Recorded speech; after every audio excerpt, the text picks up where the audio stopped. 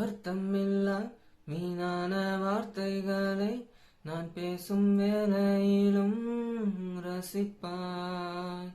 அளவில்லா காதலையும் எந்த சூழலிலும் நான் கேட்கும் முன்னே தருவாய்.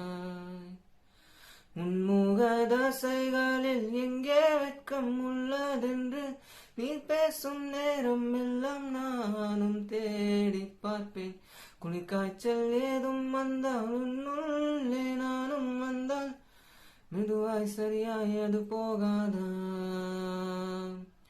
காதல் என்னுள்ளே வந்த நேரம் அறியாமல் நாட்கள் இப்படி ஓடுதே வாழ்வில்.